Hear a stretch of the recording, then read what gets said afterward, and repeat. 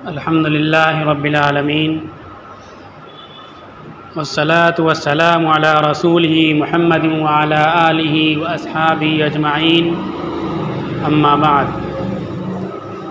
क़ाल अल्लाहु तआला अऊज़ु बिल्लाहि मिनश शैतानिर रजीम बिस्मिल्लाहिर रहमानिर रहीम उज़िन लिल्लज़ीन युक़ातिलून बिअन्नहुम ज़ुलिमू व अन्नल्लाह अला नस्रिहिम लक़दीर। वक़ाल तआला क़ातिलू फ़ी सबीलिल्लाहिल्लज़ीन युक़ातिलूनकुम। वक़ाल तआला वक़ातिलूहुम हत्ता ला तकून फ़ित्नह। वक़ाल तआला कुतिबा अलैकुमुल क़ितालु व कुरुहल लकुम। वक़ाल वक़ातिलू फ़ी सबीलिल्लाहि वअलमू अन्नल्लाह समीउन अलीम।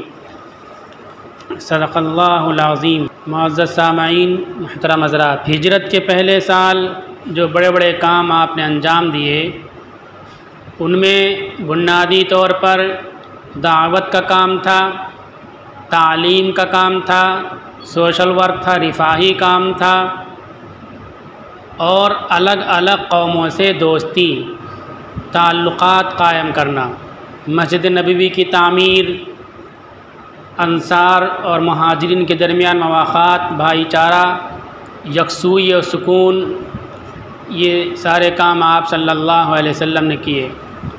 जब दूसरा साल शुरू हुआ, मुहर्रम का महीना आया, हिजरत का दूसरा साल, तो आशूरा के दिन देखा कि यहूदी लोग रोज़ा रखते हैं।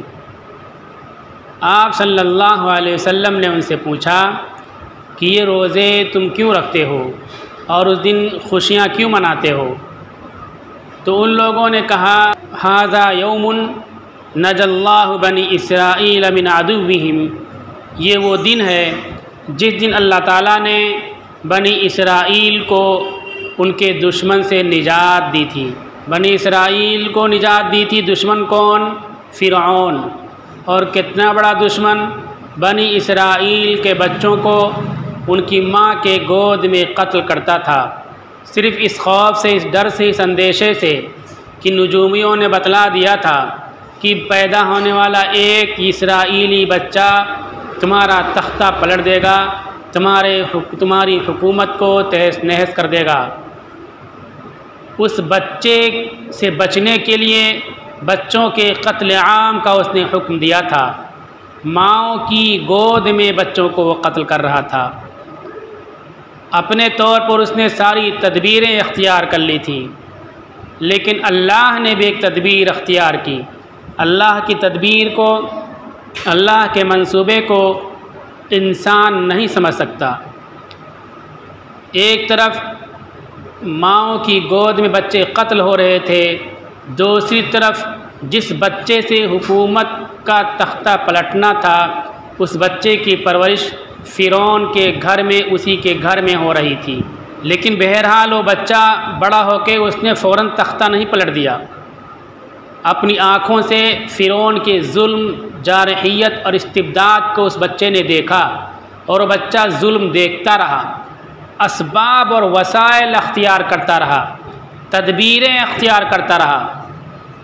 तदबीरें अख्तियार करने के बावजूद बज़ाहिर ऐसे हालात आ गए कि अब मौत के मुंह में पहुंच गए। एक दिन देखा कि क़िब्ती इसराइली से लड़ रहा है। क़िब्ती मतलब बादशाह के ख़ानदान का आदमी, उसकी कौम का आदमी। बनी इसराइल मतलब जो ग़ुलाम जिनके बच्चे कत्ल हो रहे हैं उनका आदमी। मूसा अलैहिस्सलाम के ख़ानदान का आदमी, उनकी बिरादरी कम्युनिटी का आदमी लड़ रहे हैं दोनों। वो बादशाह की कौम का था, ये ग़ुलाम कौम से थे। तो मूसा अलैहिस्सलाम ने उसको डांटा। अब जाहिर सी बात है, जिसको हुकूमत की पुष्टपनाही हो वो बहुत बड़े शेर हो जाते हैं, वो बिल्लियाँ भी शेर हो जाती हैं। तो बहुत बड़े शेर। मूसा अलैहिस्सलाम ने रोकना चाहा, नहीं माना उसने लड़ाई करने से। फ़वक़ज़हु मूसा फ़क़ज़ा अलैहि, एक घूंसा मार दिया उसको और वो फ़ौरन मर गया। अब मामला ख़त्म हो गया। अब कत्ल की इंक्वायरी चालू हो गई कि किसने कत्ल किया, क़िब्ती को किसने कत्ल किया। इसराइली तो ग़ुलाम हैं, उनकी माँओं की गोद में उनके बच्चों को कत्ल करते हुए लड़के जवाब नहीं दे सकते, इतने कमज़ोर हैं वो। किसने कत्ल किया। इंक्वायरी चालू हो गई। दूसरे दिन मूसा अलैहिस्सलाम निकले तो देखा वही इस्राएली आदमी दूसरे क़िब्ती से लड़ रहा है। मूसा अलैहिस्सलाम ने कहा कि तो रोज़ रोज़ लड़ता रहता है, ये कहाँ तक झगड़ा ख़त्म करने आऊँगा मैं, थोड़ा सब्र भी कर लिया कर, थोड़ा नज़रअंदाज भी कर दिया कर। थोड़ा डांटा उसको और उसकी तरफ बढ़े तो उसने सोचा कि आज तो मुझे मारेंगे, तो फ़ौरन वही कह दिया उसने कि कल जैसे उसको मार के तुमने ख़त्म कर दिया, जान से मार दिया, लगता है आज तुम मुझे भी मार डालोगे, बोला ज़ोर से। अब उस क़िब्ती ने सुन लिया, फ़ौरन उसने जा कर के फ़िरौन के दरबार में बता दिया। फ़िरौन के दरबार में, दुश्मन के दरबार में मूसा अलैहिस्सलाम के आदमी मौजूद थे। तदबीर इसे कहते हैं। हमने किसी को दुश्मन समझ लिया या कोई हमसे दुश्मनी करता है तो सब के सब को हम काट देते हैं, उसमें अपने आदमी भी नहीं भेजते। मसलन सियासी पार्टियां हैं तो एक पार्टी को हमने 70 साल से उसका झंडा तोड़ते रहे, चटाई बिछाते रहे, जिंदाबाद के नारे लगाते रहे। दूसरी पार्टी ने दुश्मन की शक्ल में जो अपने को कायम किया उसको दुश्मन समझ लिया। कोई आदमी उसमें चला जाए तो उसको हम बुरा समझने लगते हैं। सुन्नत ये है कि दुश्मनों के बीच में भी हमारे आदमी होने चाहिए। तदबीर के सिलसिले में ये चीज़ ज़रूरी है।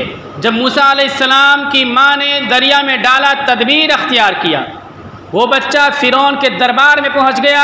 मूसा अलैहिस्सलाम की माँ ने तदबीर अख्तियार किया। नबी की बहन, नबी की माँ नबी की बहन को फ़िरौन के दरबार में भेजती हैं, जा कर के नौकर बन कर के रहो और पता करो मूसा के बारे में क्या हाल है। नौकर बन कर के चली गई। तो इतना ज़्यादा हमें अछूत किसी को नहीं समझना चाहिए, तदबीर ज़रूरी है।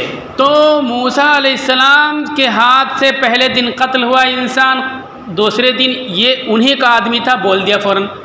अब राज मालूम हो गया कि किसने कत्ल किया। अब फ़ौरन प्लान बना कि ये मूसा हमारे आदमी को, बादशाह और हुकूमत के आदमी को कत्ल कर दिया। ग़ुलाम लोग जो थे, ग़ुलामों में ऐसी किसको जुर्रत और हिम्मत हो गई। गिरफ्तारी के बारे में मंसूबा बनने लगा। उस आदमी ने आके बताया जो दरबार में था कि ये बात है, तुम्हारे बारे में मालूम हो गया कि क़िब्ती को तुमने कत्ल किया है और रात ही रात में कौम को लेकर निकल जाओ।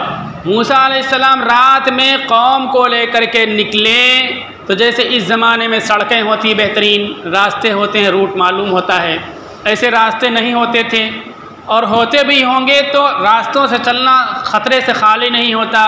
तो बेसिमत निकले, रात में निकले। अब सहर का वक्त उजाला हुआ तो फ़िरौन को मालूम हुआ कि पूरी कौम को लेकर के मूसा निकल गए। हमारे एक आदमी को कत्ल किया और ख़ुद पूरी कौम को लेकर निकल गए। अब बेगारी कौन करेगा, खेतों में काम कौन करेगा, जानवरों को कौन खिलाएगा, या नौकरी कौन करेगा, नालियाँ कौन साफ़ करेगा, सड़कें कौन साफ़ करेगा, हमारी खिदमत कौन करेगा। फ़िरौन ने भी फ़ौज को हुक्म दिया कि चलो इनको गिरफ़्तार करें, ताक़ुब करें। फ़िरौन की फ़ौज आ रही, फ़िरौन आ रहा है। बेसिमत निकले थे, आगे दरिया मिल गई। अब नदी को तो पार नहीं कर सकते थे, पीछे फ़ौज, यानी मौत के मुँह में है मौत के मुँह में है।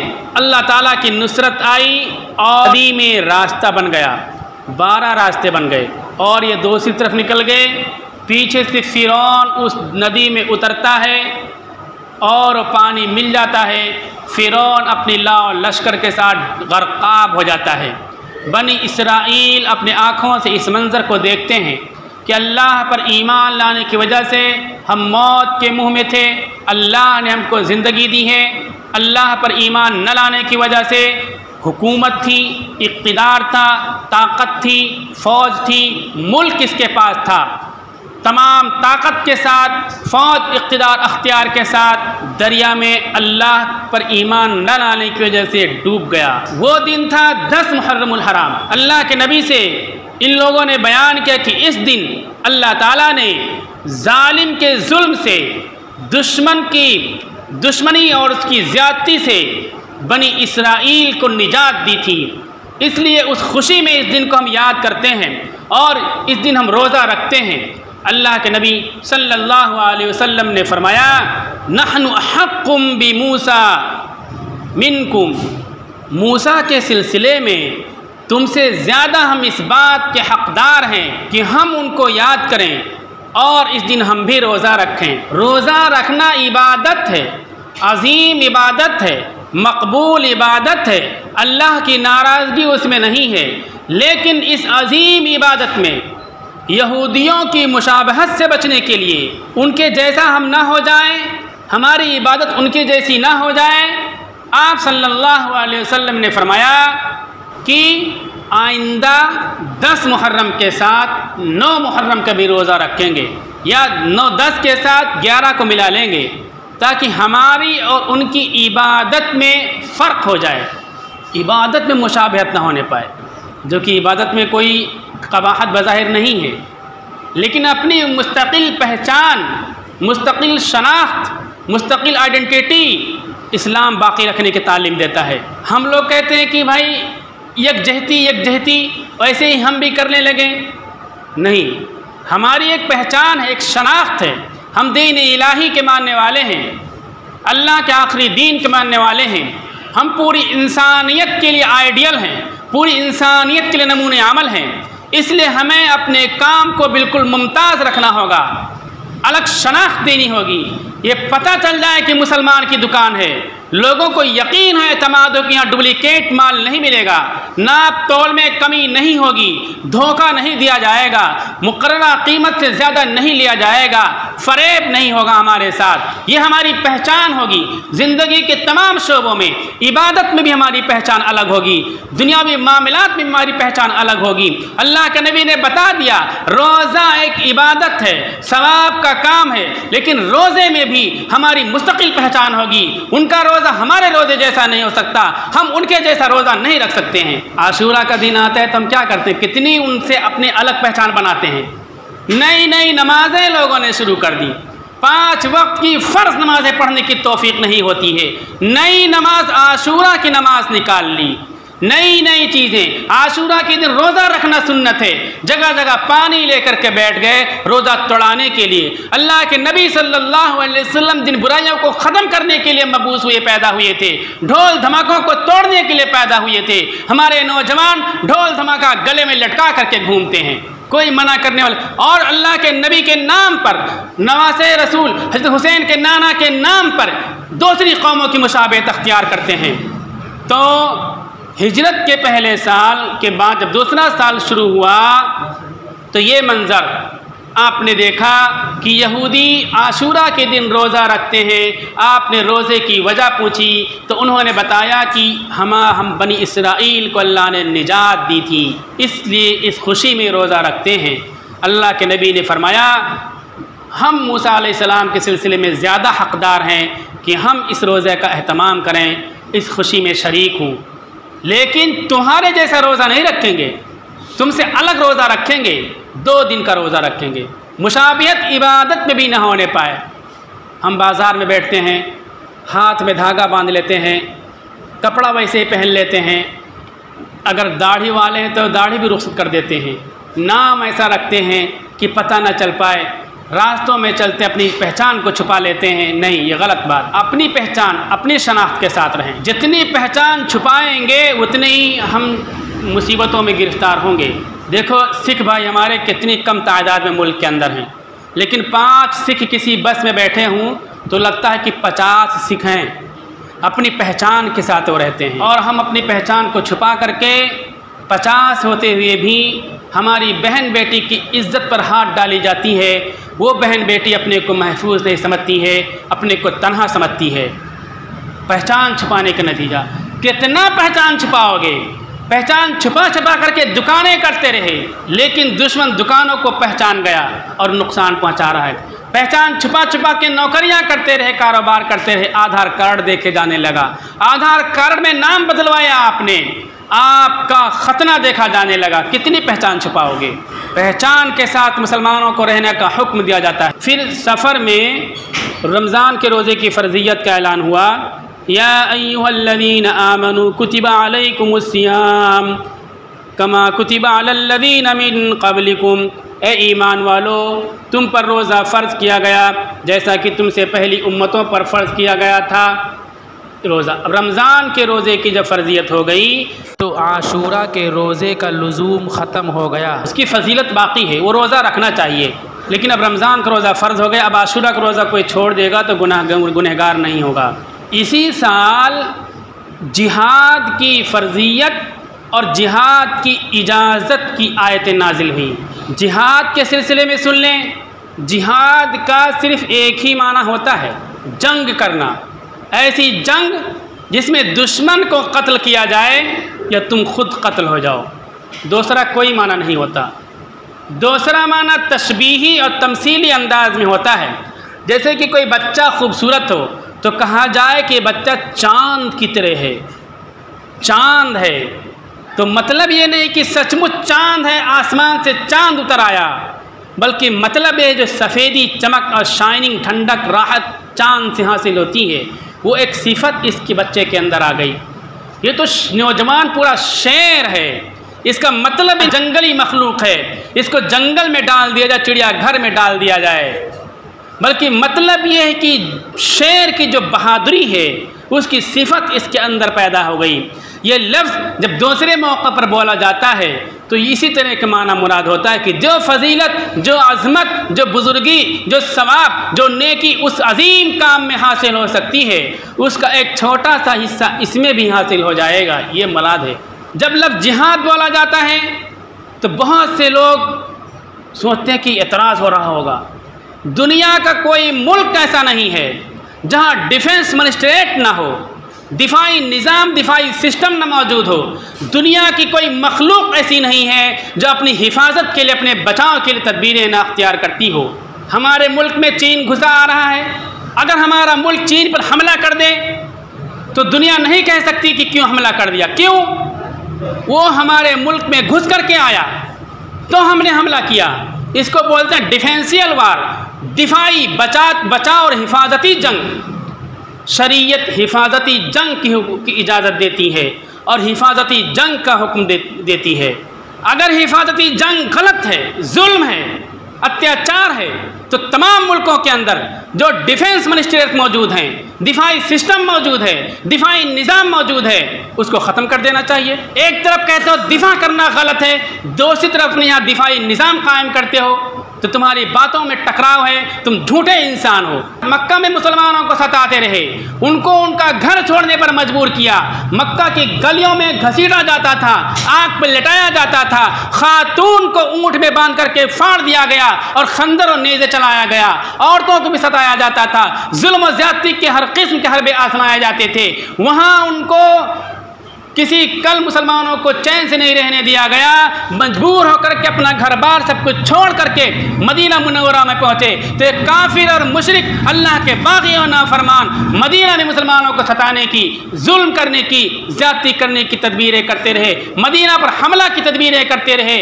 1 साल मदीना में रुके रहे मुसलमान, इस मंजर को देखते रहे, बर्दाश्त करते रहे। 1 साल के बाद जब उन्होंने मक्का से चल करके मदीना पर हमले का प्रोग्राम बनाया, मंसूबा बनाया, तो अब अल्लाह ताला हुक्म नाजिल फरमाते हैं। 13 सफ़र 2 हिजरी में जिहाद की आयतें नाजिल हुई। उज़िन लिल्लज़ीन युक़ातिलून बिअन्नहुम ज़ुलिमू, उन लोगों को जंग की इजाज़त दी जाती है जिनसे जंग की जा रही है। जो जंग करने आ रहे हैं दुश्मन, उन दुश्मनों से जंग करने की इजाज़त दी जाती है। कौन सी बुरी बात है?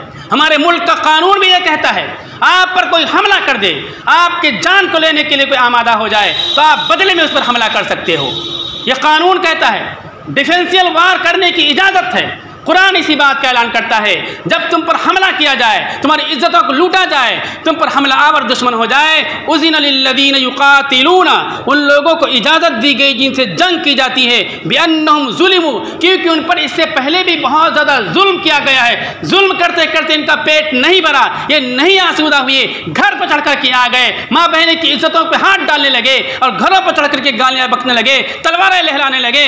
इनको इजाज़त दी जा रही कि जंग करें। वअन्नल्लाह अला नस्रिहिम लक़दीर, और अल्लाह ताला इन मजलूमों को, इन बेसहारा लोगों को, वतन छोड़ने वालों को, इनकी मदद पर यकीनन कादिर है। कितना कादिर है, कितना कादिर है, अब अंदाज़ा लगाइए।